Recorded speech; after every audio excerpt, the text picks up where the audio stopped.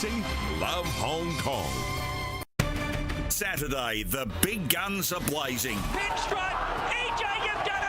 RSN's Group 1 season begins with the Memsie Stakes. Our premier racing team is live trackside at Caulfield, so you don't miss a thing.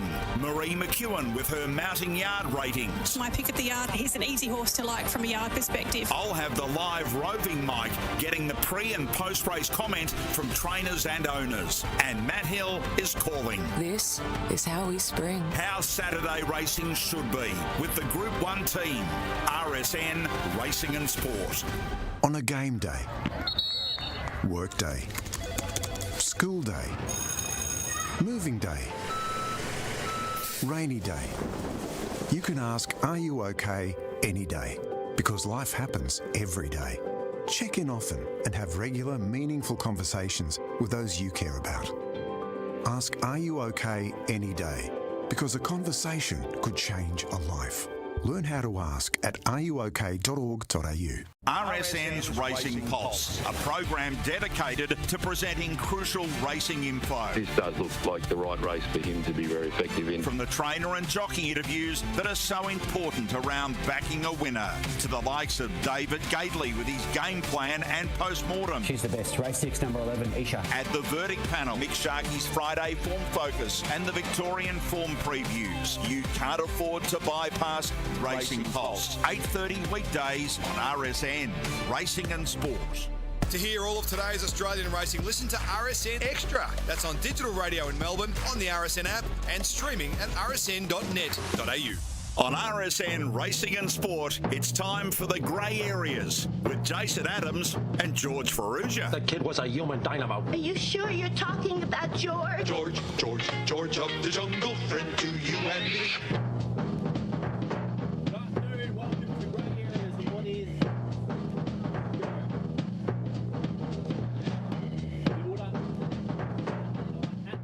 Touch on Sandown tomorrow night. Plenty of BS in between, but the red carpet is out. The birds are chirping. There's electricity in the studio because the heartbeat of grey areas is back. George Ferrugia, good afternoon to you. Good afternoon, mate. I missed you. And you've missed the sign-off from John Henry from a grey areas point of view as well, which is he's not a part of the show this week. Is he back? He'll be back. Anytime soon, but mate, we love Paddy. There's no problem. I mean, it's not. Doyle on the hot seat here, one of the voices of Victorian greyhound racing. And Paddy, did you treat yourself to some of those egg and bacon muffins this morning? Yeah, good morning, boys. Yeah, I managed to get a couple down and a free coffee as well. Did you? Yeah, no, it was beautiful. It was a great morning out there. The tray come out and everyone was swooping, thinking, geez, we've got to get a hold of these. So many more came out. The likes of Corey Smith, Matty Nevitt. Well, he wouldn't have missed. Sean Cosgrove, they were onto it. They did look good. I've seen Sean Cosgrove in the flesh have a crack when there's been food around, and he's absolutely fantastic. What's going on? It says only George's mic is working on grey areas. No, we got it sorted. That was my fault. Oh, good. We just missed the best intro grey areas has seen. Sorry, I would have joined you, but I had to go to do some greyhound stuff. What did you do? Pick some dogs up and bring them home and get them DNA'd for motherhood, mate. So that was me this morning. So dogs that you own or that you've bought? Or yeah. Shake and Bake and Groovebird, two of mine, are going to be mums, mate. They've had enough on the racetrack, so I was out there doing that this morning. I had to pull it out of Angela's hands. She does like Shake and Bake. It's one of her favourites. But all good. Good to be back, mate. And had some greyhound racing while I was away. Watched a lot of races, which probably annoyed the kids a little bit. But anyway. Mate, that's what you do. Before we get into more about your trip to Queensland, we've had a great morning here on RSN. It's been highly nostalgic with some familiar voices, some good stories throughout the station's history as it goes in a different direction at the end of this week. It was a fantastic morning out at Bells. What about you, Georgie? When was your first involvement here at the station? I think around 2006, 2007. So it's been almost 20 years. And was that your first experience in media on radio? I know you did a lot of copy work for the AFL record. Yeah, it was. And it was it's always nerve-wracking when you first start, right? I was on with Marg Long, and she got me on to talk about some city metro breeds that's from the Meadows. So, it was pretty nerve-wracking. But obviously we used to have a show with Rob Tester and Nadia Horn as well on RSN. So that was pretty good, and been on ever since, really, to be honest. It's been Seen some producers come and go, some hosts come and go as well. Absolutely. It's always been a great time. Sometimes we do it off the phone, but since we've been doing grey areas, obviously we've come in and it's fantastic, and hopefully it continues on, mate. And one of my favourite moments from your point of view here on RSN, and it involves a voice that we're probably going to hear a lot of over the next period of time in Gareth Hall, and why you left Wow She's Fast out of the Top Gun in 2021. And I wasn't even on the Top Gun panel. That was the funny part. But he wanted to put a greyhound in that had 6 starts. Now, we all know what Wow She's Fast went on to do, but in that time, he's still adamant when I see him that the Top Gun panel got that wrong. That was really good. Actually, it was good radio. Well, he's into me all the time. How's Wow She's Fast going? Anyway, those pups have just broken in as well. Wow She's Fast. So, okay. Is there reports on how well they're going? No, not yet. But we're probably looking towards the end of the year where we see some Wow She's Fast pups start, which is pretty exciting. It's not that far away when you consider. Might throw a couple of those in the Top Gun. What do you reckon? Oh, mate, I'm sure they'd be fast enough. Hey, let's get back to your time in Queensland. Now, I want to highlight, you went to the Q. Now, a lot of people around the country probably haven't been to the Q, but see it on Sky, Q2 Parklands, Q1 Lakeside, Q Straight. It's a magnificent facility. What was your first impressions when you walked in and saw what it was all about? That it's beautiful. Even the drive into the car park area. And I made sure I took Australia's leading whinger, Jumping Jack Stone, who you know. And if there was going to be something wrong with it, he'd find it. He enjoyed the food. The racing is nice and close for Q2. I think my favourite's Q1, even though they didn't race on the Thursday when I was there. But the track is beautiful. The 550-metre boxes, Jason. There's no wonder that Tim Zhu and Mapunga Reward were so good over that distance in that feature race over there. There was a kangaroo in the middle of the track on Q1, not on the Q2 that was racing, but they're right next to a koala sanctuary out the back. It's just a beautiful. The whole area is really nice. Spoke to Ash Baker, who's obviously the CEO now. There's still some teething problems here and there, but it's a big job that's going to take time. But I think they got the track right now, Jace. It seems to be racing really fair, and it's just onwards and upwards. You speak about the viewing of Q2. What's it like? Because for anyone out there, these 3 tracks are at the one precinct and the grandstand's sort of in the middle of the whole thing. So do you get a decent view either side of what's going on? So that's the thing. So it's not like a Cranbourne or Albion Park where there's track within a track. There's one track on one side and one track on the other. And as you said, the dining is in the middle. The food was fantastic, Paddy. It's a really nice joint. Obviously, we've got state-of-the-art joints here, or at least when they were built, the Meadows and Sandown are still really, really good venues to go to. But it's just got that new feel about it. There's a massive TV right there, which is worth a lot of money. There's footy, there's rugby league on. It's a one-stop shop. And as I said, the food was great.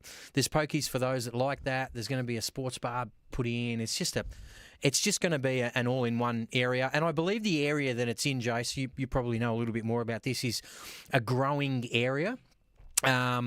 Where they're getting a lot of people who might not be greyhound people, but punters per se, and they're building up their membership. So there's a lot of green shoots there, for sure. I was speaking to the great Juppy from Star Sports this morning at the Bells Hotel, and he said up there the attendances they're getting are really good because of the location it's in. There's a lot of people in that area, as you say, that are new, and there's not a lot else to do in that part of town. So it's been a good thing for them to go there. And I mean, it's something that you can't. It's hard to buy at any racetrack across the country. So for them to generate that organically, geez, that's a very good sign. Well, as you know, it's close to a major town in Ipswich, which is a large industrial area, and it was packed upstairs, Jace, for the food, and I believe Saturdays are the same. So onwards and upwards for the Q.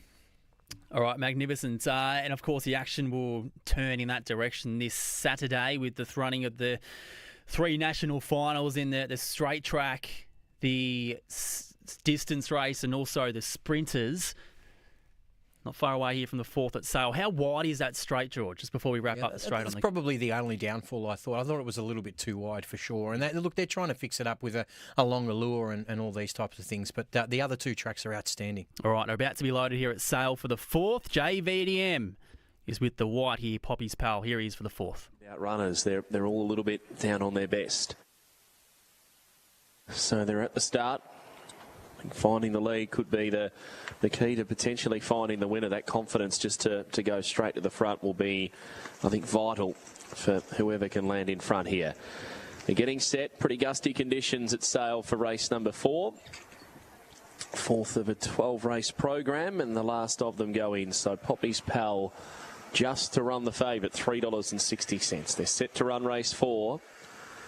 Away they go. Poppy's Pal away quickly with Into Cyborg, and they're going to pair off and lead Midnight Shimmer. Just go Gizmo around the outside, and then Be Rugged slicing through on the rail from Money Machine, Black Pistol, and Last Summit in June. Into Cyborg took command of the race and got away. Bit of a traffic jam behind Poppy's Pal, Money Machine, and then Be Rugged to the outside. Black Pistol. Into Cyborg snuck away, turning 2-3 lengths in front from Poppy's Pal. Into Cyborg, too good. Won it by 2 3/4 at the end, beating Poppy's Pal. Third, Black Pistol. I think just gets that ahead of Be Rugged, who was closing late. Then Midnight Shimmer from Disco Gizmo, Summit in June. And it was one of the last there with Money Machine, 25.33 to Into Cyborg.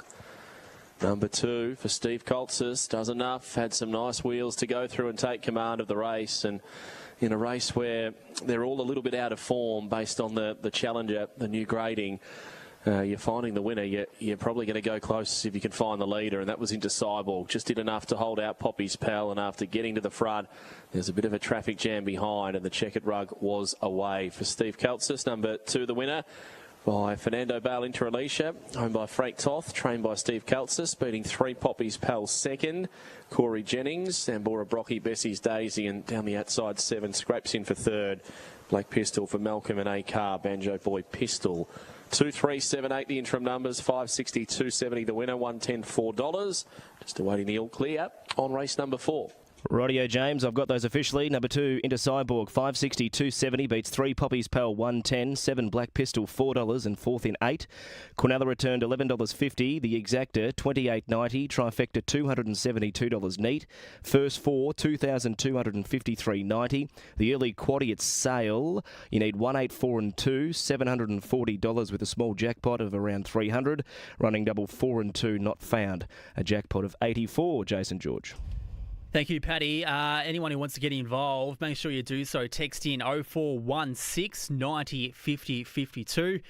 Ash, as always, has sent in a good message. We'll love updates on a few of my faves. McKenna was promised back months ago, but not been seen as well.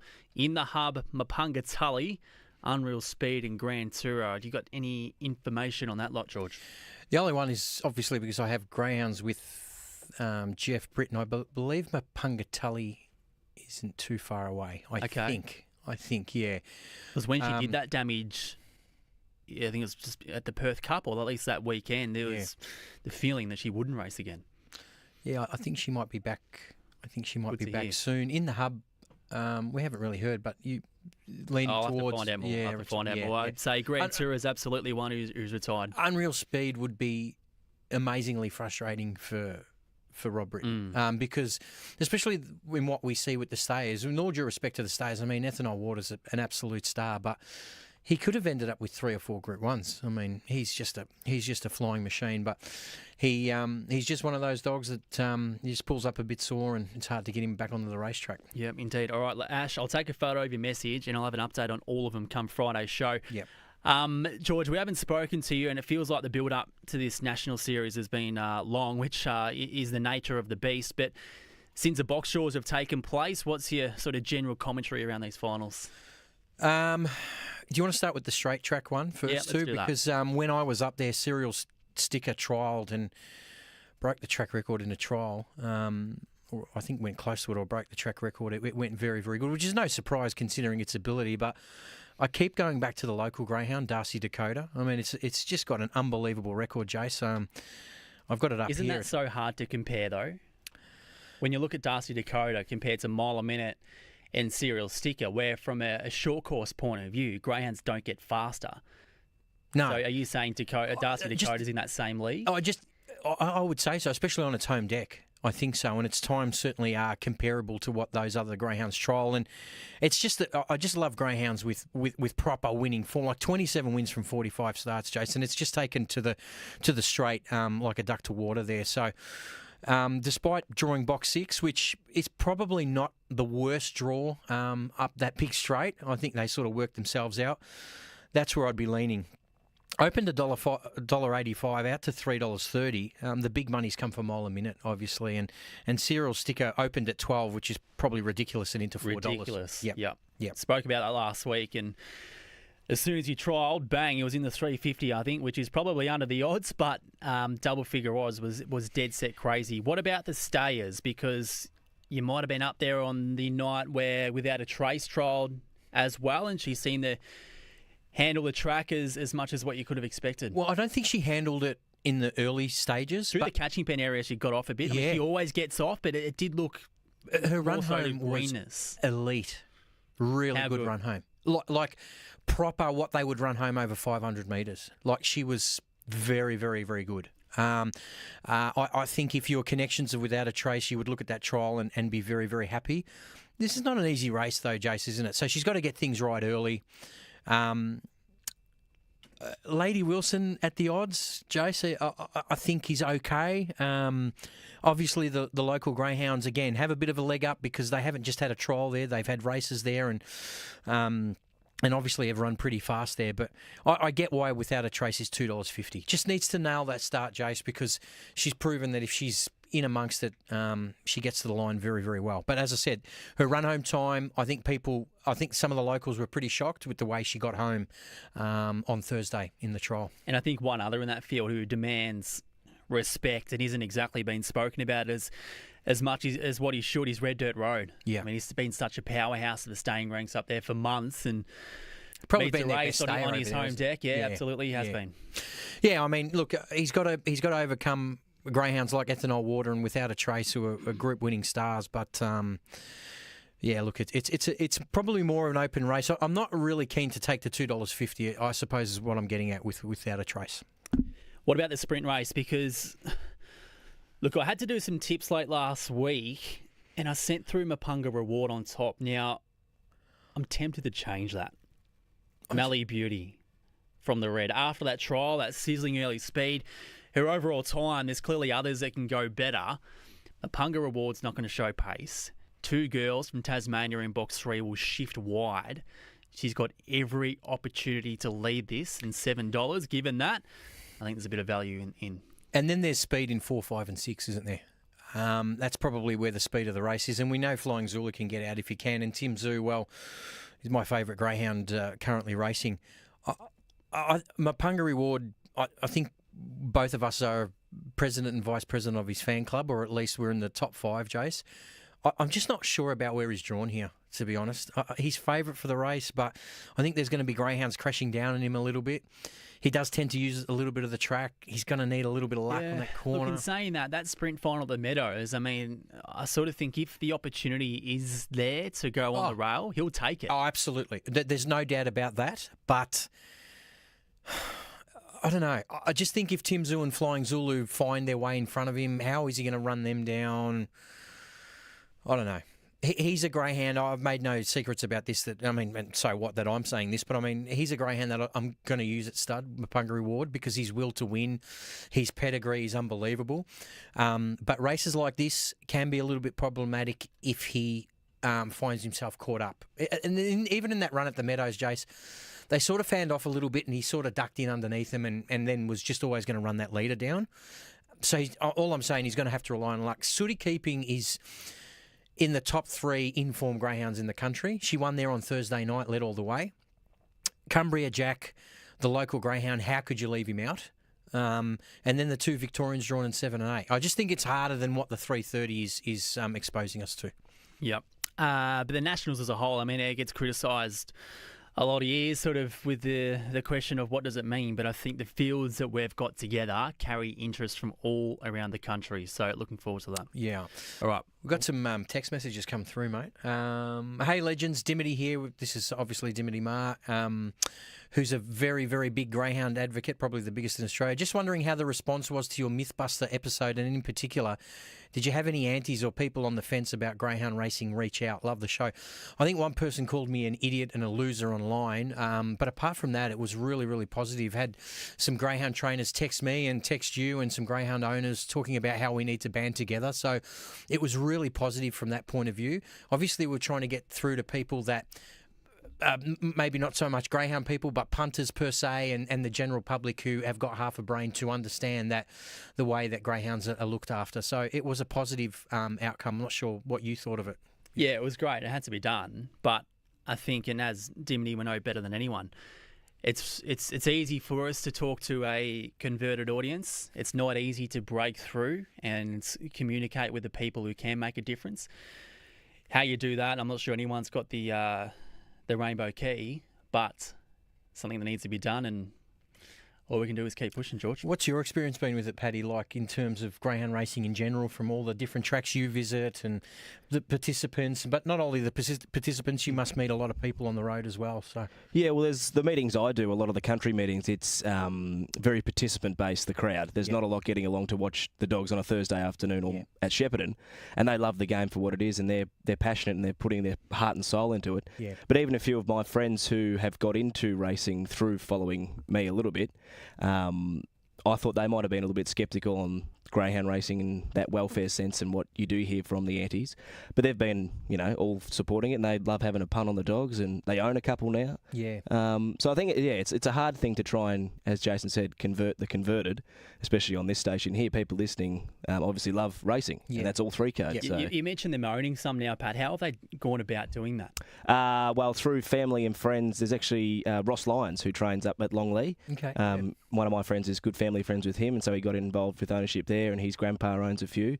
But I have found personally it can be a little bit hard with the syndicate stuff with greyhounds. Is that right? Is it a bit the number tapey? one man in the business to speak about that is Georgie. I mean, it's always been hard, George, and we know how easy it is in thoroughbred racing to get involved in the syndicate. Unfortunately, it's been the red tape that has held us back. If you don't have an ASIC licence like the thoroughbreds do, you can't actually advertise a 5% share in a pup out of explicit.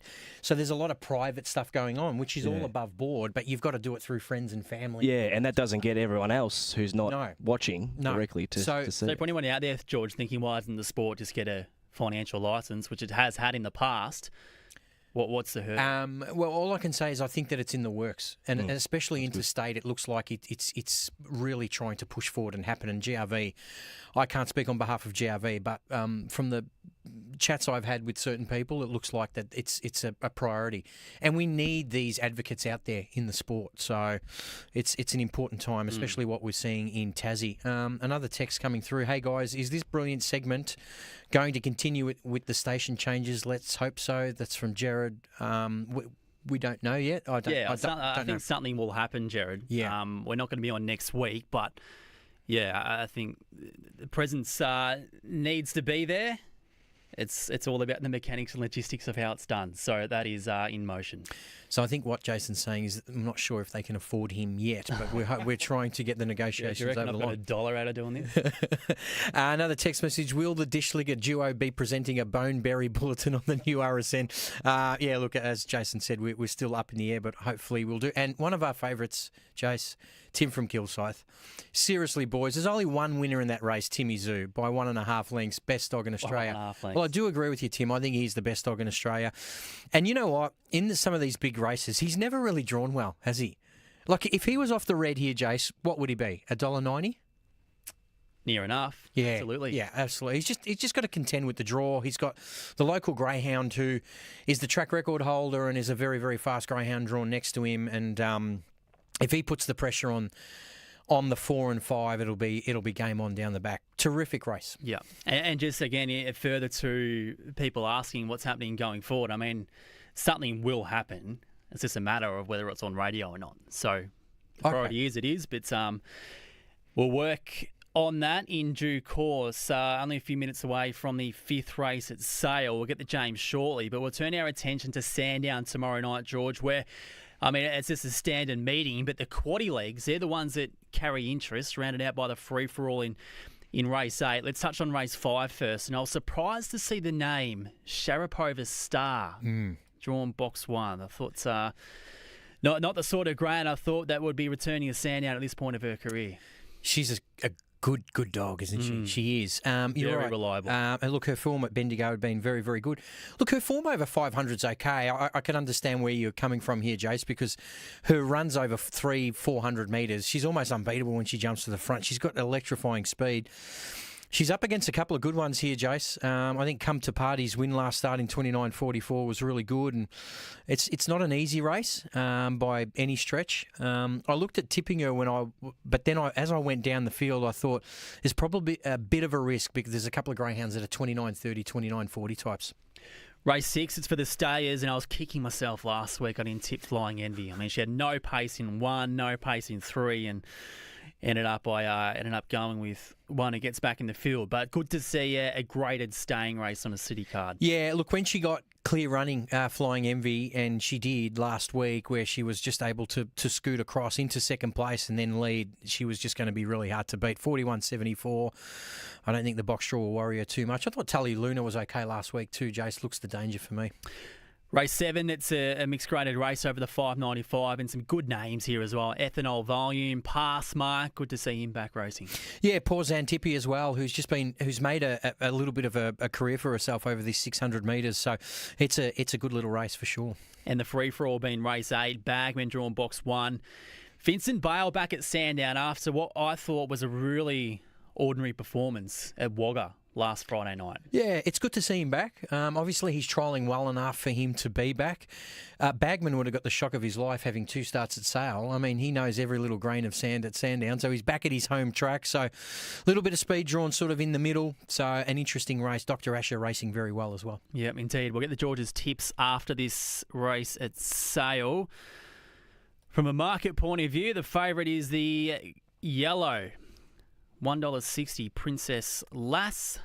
Outside of that, the red Hawk-Eyed Kid at $5 in terms of who James Vandermark likes. He does have the favourite on top, Princess Lass. And George, I was listening to SEN Track last night, and James was on with Damien Watson, and I was just throwing darts at home. And then all of a sudden, I just hear through my phone, as if he'd been shocked. Okay. He was cramping up. I'm not sure if his hamstrings or what, but clearly he's recovered well enough to be calling today at Sale. Whether the drive was a comfortable one or not, I'm not sure, but fingers crossed he can get through this first leg of the quaddie. Here he is. Yeah, it's not too labour intensive, is it, race calling? So I was able to turn up today off the back of a pretty bad cramp yesterday. For those who missed it on SEN Track, yeah, it was a hamstring cramp. It was a bad one, let me tell you. And yeah, we've survived to tell the story, but it's never a nice feeling. Just gone on a little bit of a health kick, so trying to drink more water, and I reckon I've drained every grain of salt out of my body, and hence the bad cramp. But hopefully we can roll back into a day full of no cramps and a few winners tipped as well. That's the name of the game. Princess Lass, the $1.75 favourite here, jumping from box 5, $5 Hawk-Eyed Kid. You're getting $7.50 Brocky Sands. And Ballymac Storm might just suit that pink draw just to try and loop them with a bit of a mid-race zoom. Favourites drawn a little sticky. Box 5, Princess Lass. She's the odds-on favourite for the first leg of the quaddie here at Sale today under very blustery conditions. They're set to run. All in now for race 5. They're ready at Sale. And they're racing, and Princess Lass, she was awkward to go, and she was the meat and the sandwich, checked out to last, and Brocky Sands will get the fly, led by 3 lengths to Ballymac Storm, they're by 5 to Hawk-Eyed Kid as they string out. Princess Lass gets up to 4th, but she's 7 or 8 lengths off the lead from Rangers Girl, and Miss Dacos drops away. Coming up to the home corner, Brocky Sands under pressure, Ballymac Storm looms up, normally peaks on the run, but drew about 1.5 lengths in front. Hawk-Eyed Kid's a late closer. Ballymac Storm's pinched it though, comes away. Ballymac Storm won it by 2. Very close second. Hawk-Eyed Kid, Brocky Sands have hit that together. Then Princess Lass, who picked up ground from Rangers Girl. Well back to Miss Dacos. And at the end, our Tiger Norma squeezed out of the race early, was the last one to clock home. 29.53 to Ballymac Storm. Looked a box that could play to the advantage of this girl. She's one that doesn't win out of turn, but she's got a good mid-race turn of foot, and she normally does peak on the run, which she was starting to at the end. But after roaring up on the outside of Brocky Sands, she was able to claim the lead coming off the back straight, and then she pinched a break on them, and it was enough to see her salute by Windy Miller. Ballymac Finola, she used to race the same way. The mum of Ballymac Storm wasn't necessarily a great box beginner, but had that really good mid-race acceleration, and it's gone through to Ballymac Storm, who's got the cash today. Second to 1, Hawkeye Kid, Leanne Burke, S. Zara, Orson Allen Champagne Chaser. 2 was third, Brocky Sands, after setting a nice tempo up front. Zambora Brocky, Dundee Alley, raced by Les Hughes at Giffard. So numbers 8125, Ballymac Storm, the should pay of around $5.40 the win, $3.30 the place. We'll have more in just a moment. Sale race 5, interim numbers 8125. Rightio, James, thank you. They're just not quite there yet. In fact, here they are. Number 8, Ballymac Storm, 540 and 330, beats 1. Hawkeye Kid, 180. Brocky Sand, no third, fourth, 5. Quinella, 25.90. The exacta pays $53. Trifecta, $211.20. First 4, $272. And the running double, 2 and 8, $74.70. 8, 1, 2 and 5. On the first leg of the quaddie, we'll go back to James for a preview on the other side of grey areas for the remainder of that card, boys. Thank you, Paddy. Now, we just went through some of the highlights at Sandown tomorrow night, which largely surround the legs of the quaddie. What about from a tips point of view, George? Yeah, just one more I wanted to mention. Race 1, number 8, Electrify, 29.26 on debut, which was very, very impressive. 5.11 early. All the splits were good.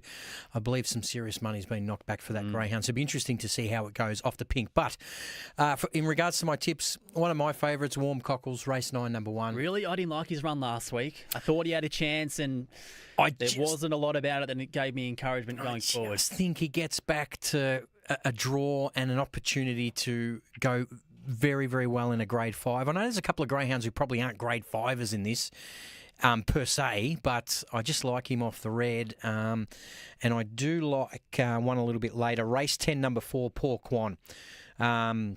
If it runs up to its best, Jason, I think it'll be winning. It's got a terrific PB here, and again, I think there's a little bit of a drop in class here. I know it can be problematic out of the boxes, and its first split isn't always the best, but if it can navigate that first corner, I think race 10, number 4 will be hard to beat. And Georgie, we've had a couple of texts come in as well. We love our audience. Yeah, show is required. Your knowledge on greyhounds and general understanding with all aspects of live sport is fantastic listening. Hopefully we can all be informed when you guys know. 100% behind continuing the show from one of our favourites, Kenny from Cranbourne. Legend. And another guy that we know, Mark from Williamstown. 3 things, guys. Can someone please tell Tim Zoo and Tim from Kilsyth to get a room? Tick, tick about that one. Budget. Get some pickle juice and stretching exercises into JVM. I think he just pulled up a bit sore from a post-to-post at the Meadows. And ride off Mapunga Reward at your own peril, boys. He's flying. We agree with that. We just the box draw is a little bit of a worry, but we certainly won't be annoyed if he won the race. So we're back, Jace. We're back on Friday. We'll be back on Friday. And just before we wrap up, there has been an episode of the Howie Games drop in the past 24 hours. Focused on Jonathan Brown, and I'm told, and I haven't listened to it myself yet, but there's a fair segment on his passion for greyhound racing as well, which is what we need on a platform like that, George. Absolutely. Obviously comes from a very, very good greyhound family, and it's great to see superstars like Jono Brown advocate for the sport. And lastly, Paddy, is there any chance on earth that Essendon can salute tonight over the Sun? Well, there's always a chance, but I think it's very unlikely. I think it's very unlikely. Yeah. It'd be amazing if they did. You love an upset and underdog, George, but you wouldn't like that one. No, that's a big... That would be about $11, aren't they? $11 or $12. Yeah. He doesn't like the Bombers. Not a Bombers fan, no. All right, well, hopefully in the next couple of days before Friday, we can get some information on Charlie Curnow finding his way to Sydney. But in the meantime, enjoy your week. We'll be back on Friday from midday. In the meantime, we'll go through a break. On the other side of this, Paddy Doyle. You're on the RSN Racing and Sport Network, right across Bendigo and Central Victoria, on 945 AM. It's something unpredictable, but in the end is right. I hope you had the time of your life.